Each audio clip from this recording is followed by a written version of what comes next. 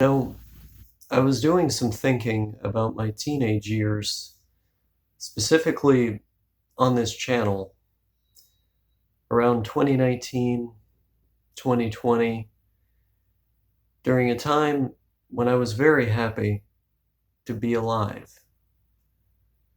And I thought about how I spent a lot of time talking about nihilism and depression and the negative, pessimistic things in the world.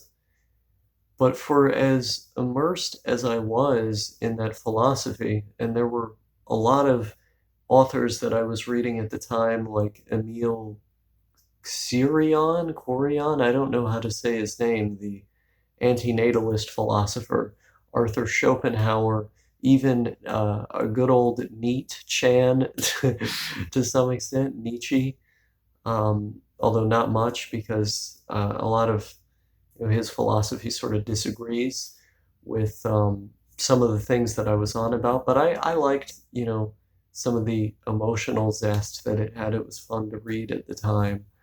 Um, I was reading all these different guys. Notes from Underground was one of my favorite books. I remember lying underneath my bed at the time, just listening to the audiobook of Notes for Underground after I was reading the paperback version, and just feeling so immersed in the story and connected to the way that the underground man described his life.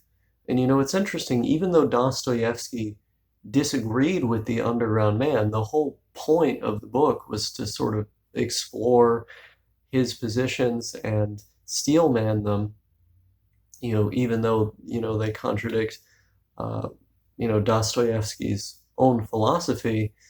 Um, I found myself really convinced by a lot of the things he was saying about the world, and then sort of thinking like, okay, like this is, going to be me at some point, just given the trajectory.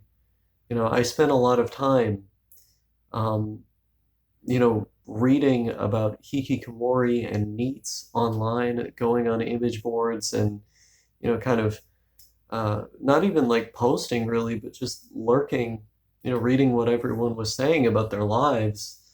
And I thought it was the most fascinating thing because I was trying to understand why I was the way that I've always been, why I spent so many years indoors. And I ended up reading the book Hikikomori Adolescence Without End, which is by the psychiatrist who actually coined the term as a mental health diagnosis. And I'm trying to remember some of the other books I was reading at the time about the topic because there was a lot of different there were a lot of different books that I think there was one called like the it was about like Japanese mothers and society, what the anatomy of dependence. Yeah. I think that book is even cited in Tamaki Saito's Hikikomori with the Adolescence Without End. I remember I found that one really interesting as well. And any books that had like a protagonist that was a major loner, I ended up really liking, Charles Bukowski, everything he wrote, but especially Women, I was a huge fan of. Um, you know, uh, I used to talk about no longer human all the time, um, and you know, too long a solitude, all this stuff. I mean, all these books that dealt with like loners or highly emotional kind of subject matter, or just sort of gritting your teeth through the suffering, the constant suffering that is life. This had a major draw for me. And what's so odd about it, kind of paradoxical, I think, is the fact that, I was immersing myself in all of this literature.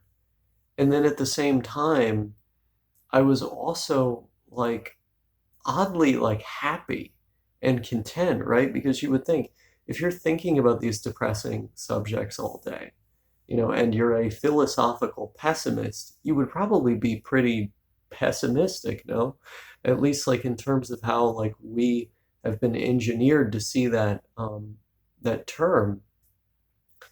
But the odd thing about it was while I was philosophically pessimistic, I found it deeply comforting. It took all this anguish that I had about the world and it made it make sense. It didn't just make it make sense, but it made it to where, I could never be disappointed because I had my expectations set, so low for the world that when it actually did something good, it's like I was surprised, I could enjoy it. And then the rest of my time, I could spend on these romantic sort of things like literature and art and, thinking about philosophy and, um, just sort of like engaging in my interests, kind of just trying to study the most that I possibly could. Um, and it's like that was so comforting. Like that was such a comforting life to have. And then the gas leak started setting in later, and I ended up falling prey to over-socialization, as I like to call it. Um, I got immersed more in society and with interacting with other people, which was an absolute nightmare for my mental health. And it seems that, whenever I make a significant portion of my life about interacting with other people, forget having friends or just having contacts that you check in with every now and again. That's what I have now. Hmm.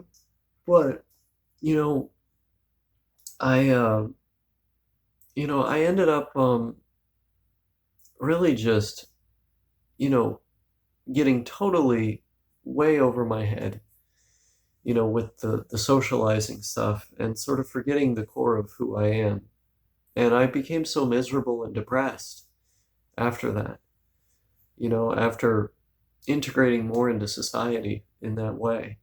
And it sort of felt like I was, doing all of these things that were simply not natural for me, that were not in line with like whatever uh, my base build necessitates. Um, so I find myself looking back on that time so fondly, when I just could think about this stuff all the time, and wasn't really interacting with people. Like I was in my room watching anime, I was reading books, I was thinking about stuff, and I was making videos from time to time. And a lot of my videos would revolve around kind of this, you know, this fascination with isolation and philosophical pessimism and these different movements in art. Um, you know, like one of my favorite movies when I was like first really, really getting into movies when I was like 14 was a movie called Gav. It's translated to the cow in English. It is an Iranian film, part of this movement in Iranian cinema called Iranian New Wave. And it's literally just about a guy who falls in love with a cow.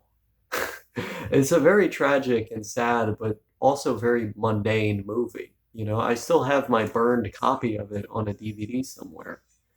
Um, and it was a movie that meant a lot to me. Um, but I had, so many things like that, songs, films, that explicitly revolved around these, bizarre or kind of schizo characters. I remember I watched the movie Leaving Las Vegas and Love Liza over and over again. Two movies, like one of them is about a guy who wants to kill himself, so he drives to Vegas to drink himself to death. And then the other is about a guy whose wife kills herself and then he's just huffing gas all the time. And the whole movie, it's like kind of a hilarious movie because it's literally just him like going out there and huffing gas all the time and like going completely insane. And I look at like some of the motifs that I've used on the internet, like to identify with. Like the fact that I put the old school anime stuff in a lot of my branding from the early 2000s, like anime that just sort of you look at it and it like feels kind of off-putting because it was so otaku oriented and frankly distasteful that it just sort of pushes people away, right? Like I love those sort of aesthetics. And then I look at the motifs that I've used on all of my internet profiles for like over 5 years now, with the usage of my favorite painter of all time, Louis Wayne. Louis Wayne, a schizophrenic who painted these cats, which often had an unsettling or psychedelic character to them, very like expressive sort of cats. And I have used that in all of my branding across the internet because I want people to look at those cats and then see me. I want them to look at them and then understand, oh, that is who this guy is, you know. Um, it's like I used to watch these videos from Terry Davis and these other people like who were like actual like hardcore schizos. These videos of Steve O from back when he used to do drugs, going insane in his house and kicking on his neighbors' doors and stuff. And I would just see that and I would go like, this is so based, like this is awesome. And I think the thing is like that people don't tell you is if you have that kind of experience, it actually is really fun. You can talk until the cows come home about, how harmful or not harmful it might be, but like it's really fun, to end up like that. And so there's this kind of like fascination that I have with just going mad. I made this video, I don't want to live in reality. And I sort of touched on this, but I didn't, go into it really detailed because I didn't know precisely how to at the time. Um, but Louis Wayne's cats are a component of that because I see them and I see myself. And if other people see that about me, they're going to have an easier time interacting with me because they're going to know more of what's going on, um, sort of why do I express things like that? Why am I away right now? Things like this. Um, and I don't know, it sort of fills me with like a profound sense of comfort when people recognize that about me because it's like, okay, I am not, going to be beholden to some of the same expectations. You can associate with me, you can come in, you know, um, and I don't know, it's a really difficult thing to describe. Like I used to listen to a lot of Daniel Johnston's music and it would help me see some of the things that were happening with me. Or, I would see some of this stuff and I would almost be like, I kind of wish that was happening to me, you know? Um, and it's a hard thing to describe, I watched this a little bit later, back in like 2022, which is, quite a while after a lot of the stuff I'm talking about, which sort of indicates like this desire and these sentiments never really went away. I got really into watching this YouTuber called Forrest Anon, which is this guy who read a lot of anarcho-primitivist literature as well as a lot of literature from like, famous hermits and things like that. Um, and I I was watching these videos and I was buying a lot of the books that he would recommend. Some of them I had already read. I had read Walden when I was, how old was I? 16? Yeah, I read Walden when I was 16 by Thoreau, which is, about this guy that went to Walden Pond and it's written in like a seemingly like stream of consciousness kind of way. Like he's literally just narrating his life and his thoughts on things at this pond. It's kind of like the original Denpa vlog, if you think about it. Um, but I read that book when I was 16, and it had a huge influence on me. And time kind of moves on, and it gets to be a little bit later. Uh, you know, we're not in uh, 2018 anymore. We're in 2022. And all of a sudden, I'm buying all these books that I see recommended on lists or on Amazon, or, that he's recommending in these videos. Or like I'm just looking on Wikipedia to read about famous mountain men. These people that were part of like the Western expansion of the US. Back when all that land was totally undeveloped, they just lived off of the land, and sometimes they made money through game hunting and selling the furs or the meat and these sort of things when they would go all the way into town. I was really obsessed with like the Oregon Trail and all this stuff. Um, and I actually read, books by famous mountain men, or books that were about the biographies of famous mountain men. They didn't write it themselves. Um, and I started just to become so obsessed with that way of life. I was reading John Zerzan as well, and like literally all the stuff that Ted Kaczynski ever wrote. The Unabomber, the guy who like put himself in a shack in Montana, uh, and basically just went schizo and wrote all about his philosophy on life. I mean, I even read like the guys who philosophically influenced him. Like I read Jacques Ellul, um, the books that he wrote about technology. And I just became so fascinated with this entire world. The idea of becoming really self-sufficient in the woods and living off the land, and building my own little hut out there and just reading books all the time, completely alone, away from technology, etc. And it was a really, really immersive time for me because like I was so lost in this literature I was reading. Um, and it felt so good. Like it felt so good to think about these concepts and to learn about these things. It made my imagination run wild. And I started buying all this camping equipment and stuff. And, I actually ended up using a lot of it outside my own house because I didn't want to, really like be inside of the house. I just wanted to be outside all the time by myself. And I don't know. My mom's talking on the phone, so I started to sort of space out there. But um, yeah, I mean I remember when I ended up, going to Portland a little bit later, uh, and trying to make a life for myself there in 2023, and just being totally miserable. Just being in that urban environment, uh, with all those other people, and just feeling like I do not belong here. There were some aspects of it I really liked. I liked the independence of being able to ride public transit, and I like some of the buildings and the venues and stuff like this. But I couldn't stand the city life, and I think that's probably something I'm always going to feel. But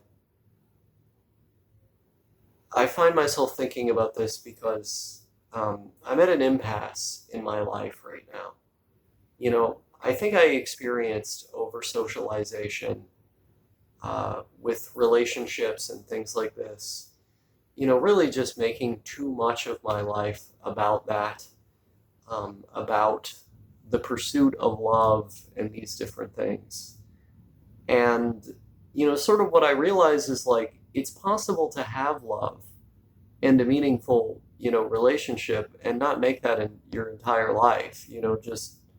Just sort of, have it like a free association, Max Stirner type thing where you can, it's like everybody is in the union of egoists, but, because you can freely associate, you can just sort of pop in and pop out whenever you feel like you need to. It's like there's nothing wrong with that. Um,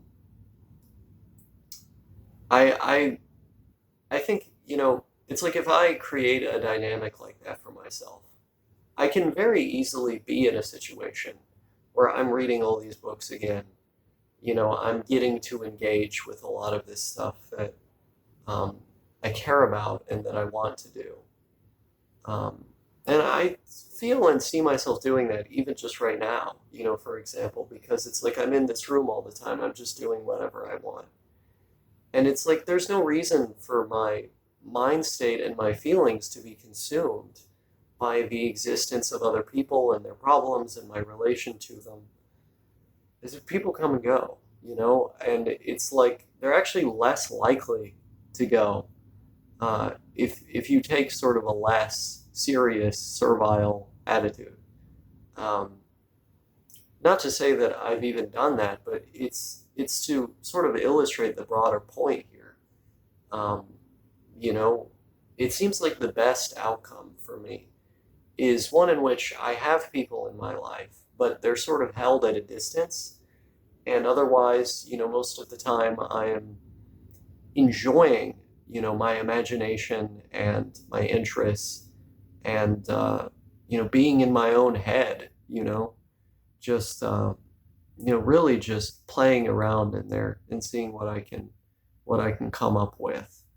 Um, the human desires socialization to some extent and always will, it's a component of all of this living stuff. But I seem to do a lot better when those people are sort of, like I'm over here and like they're here.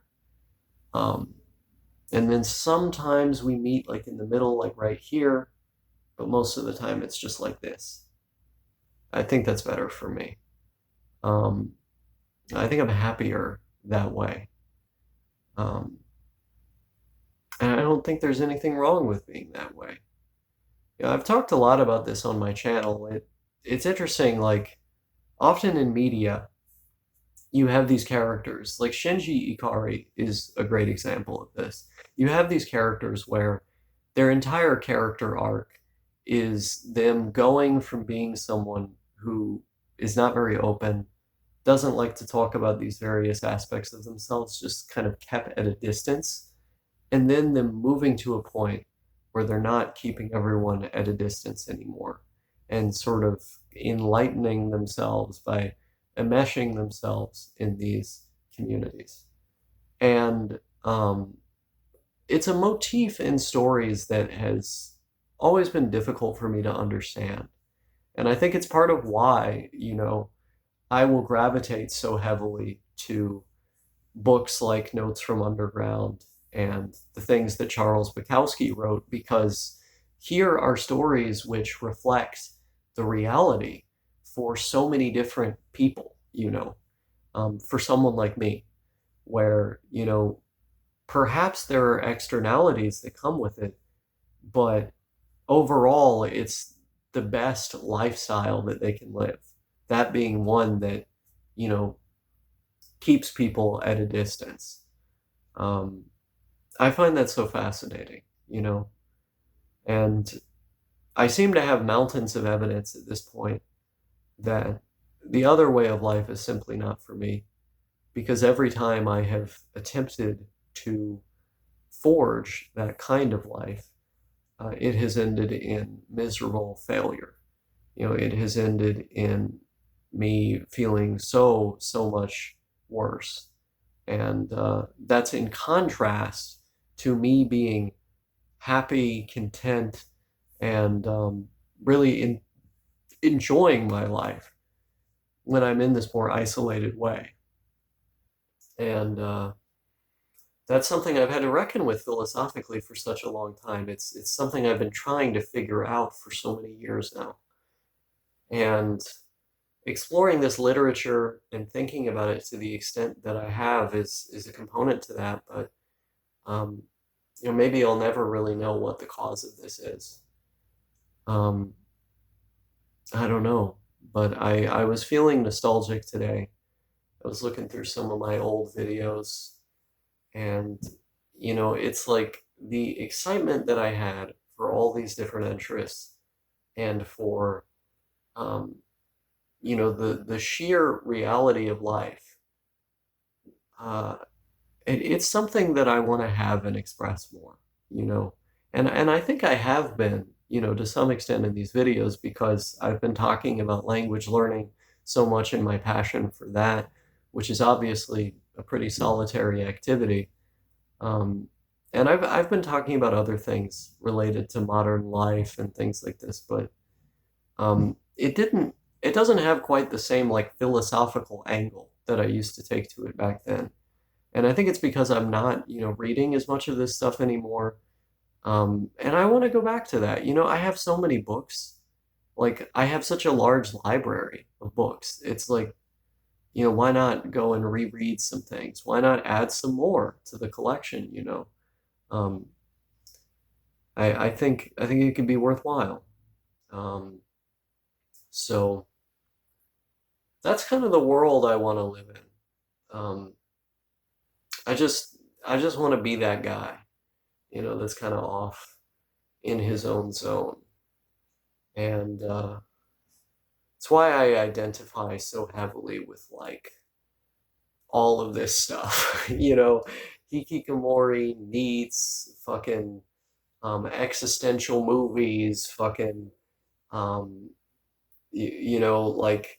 like all this weird Beat Generation literature and like Mountain Man and like anarcho primitivism and uh, I mean, it's quite a lot. It's like the overarching themes in so much of this stuff is like this is the more isolated or um, flawed side of humanity that doesn't, get explored or talked about much. It's like one of my favorite anime is Welcome to the NHK. It's also The Legend of the Black Heaven for those of you who've seen that show, which is literally about like a middle-aged loser, who's just like isolated, but he's still like doing stuff in the show, like he tries to set up his own band and everything, and he's just basically having this midlife crisis. I love that show. Actually, I should rewatch it, because it had a profound impact on me the first time that I watched it. Um, oh man, what's the show from the early 2000s about the computer genius? Um, that like the comedy one, or like I think the episodes were like 11 minutes a pop or 15 or something, and it had like some weird number of episodes. Like it had like 16 episodes. And my anime fans in the comments, you know which one I'm talking about? Um, and like the whole meme of the show was that like the guy was like the biggest, computer fan, and that he was just like so great at computers. Battle something? No, no, no. I don't think it had battle in the name. I don't know. You can find it on my anime list, on my anime list, which I also haven't been updating. I haven't been updating my anime list account because my computer's broken and the password is on there. I wish I could tell you about what shows I'm watching. I guess theoretically I could. I could make a YouTube video every time I watch an anime, and then I could put it out, and when I have my computer fixed, I could access my account and then add all the shows. Actually, yeah, I should do that. I should just do like a video log every time I watch a show. Why not? Um, that's a really comfy activity. Anime is good. Anime is comfy. Um, yeah, I don't know. I don't know if I've as clearly sort of described or documented what I wanted to here, um, but I'm sure this won't be the last time I talk about this. Um, Now I'm just thinking about the Book of Disquiet. You want another good book? The Book of Disquiet. It's it's another very good book for like the type of vibe or person I'm talking about here. Another very nostalgic one for me. But all right, guys, I think that's it.